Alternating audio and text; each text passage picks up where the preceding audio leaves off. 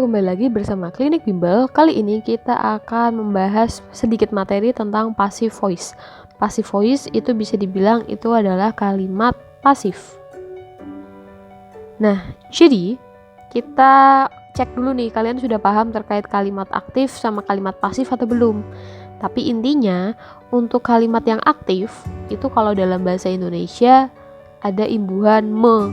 Jadi misalkan ibu menyapu lantai. Jadi kegiatannya itu menggunakan kata imbuhan me. Tapi kalau pasif itu objeknya dikenai aksi atau kalau dalam bahasa Indonesia imbuhannya itu adalah di. Contohnya itu misalkan lantai disapu ibu. Nah, perbedaannya di situ. Jadi kalau aktif menggunakan me, kalau pasif kita menggunakan di.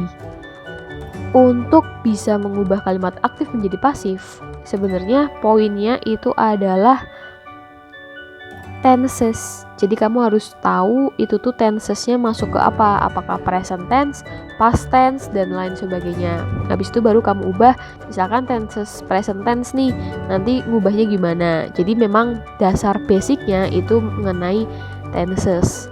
Kemudian selain itu kita juga harus tahu tentang bentuk-bentuk verb. Verb itu ada verb 1 yang biasa kita gunakan untuk simple present. Kemudian ada verb 2 yang biasa dipakai untuk past, dan verb 3 yang biasa digunakan untuk past perfect, present perfect gitu ya, perfect gitu ya, kayak gitu-gitu. Itu verb 3. Nah, untuk verb 2 itu sebenarnya verb 2 sama verb 3 sih. Verb 2 sama verb 3 itu hampir mirip. Jadi ada yang namanya regular verb. Regular verb itu tinggal ditambahin ed atau d, sedangkan kalau yang irregular itu yang bentuknya itu tidak beraturan. Jadi tidak mesti ditambah d atau ed, bahkan kadang tuh bentuknya tetap. Kayak misalkan cut. Cut itu verb 1. Verb 2-nya tetap cut. Verb 3-nya cut, misalkan seperti itu. Itu kan sama, jadi irregular. Jadi harus hafalan, kurang lebih seperti itu. Nah, mungkin kita akan bahas satu persatu ya. Kita mulai dari present passive voice. Jadi kita mulai dari tenses present. Untuk aktifnya itu kita gunakan verb 1 atau verb 1 es. Ya, kayak misalkan buy jadi buys misalkan.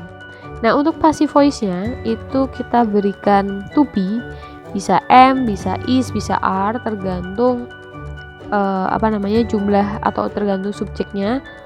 Kita langsung tambahkan verb 3. Atau kalau ini kan yang simple, rumus simple present. Kalau continuous, Kalau continuous itu kan ada to be, ada am, is, are, plus verb ing. Ya. Nah, nanti untuk pasifnya itu to be, am, is, are, kita tambahkan dengan being, kemudian verb 3. Kemudian kalau yang present perfect atau yang perfect itu kan ada have, has, verb 3. Nanti pasifnya itu have, has, kita tambahkan dengan been, lalu tambah verb 3. Nah, ini yang harus kita ketahui atau hafalkan format-formatnya. Contoh, kita langsung saja. Di sini ada kalimat Rudy visits them. Nah, ini merupakan tenses dari present tense atau lebih tepatnya simple present tense. Ketika kita sudah tahu tensesnya, maka tugas kita adalah mencocokkan dengan ketiga ini mana yang kira-kira pas nih. Nah, karena ini merupakan simple present tense, berarti kita akan menggunakan yang atas. Sehingga untuk mengubahnya menjadi pasif, yang kita lakukan adalah kita ambil Jadi kalau kalau pasif itu kita ubah dari objek menjadi subjek.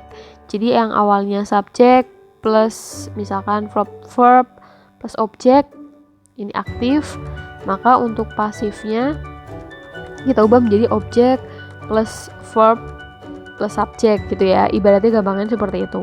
Jadi di sini kita lihat Rudy itu adalah subjek, visit itu adalah verb, them itu adalah objek. Berarti untuk mengubahnya menjadi pasif kita tulis objeknya. Objeknya itu adalah them. Them itu khusus objek. Kalau subjeknya itu adalah berubah menjadi they.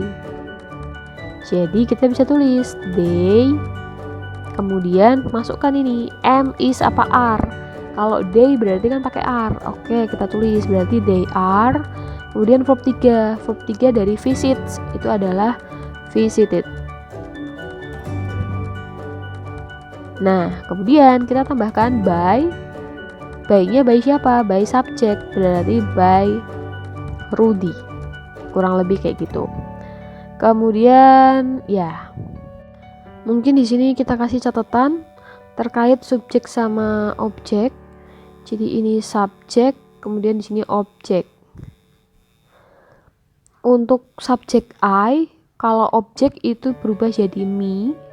Kemudian we jadi us. Kalau you itu masih tetap.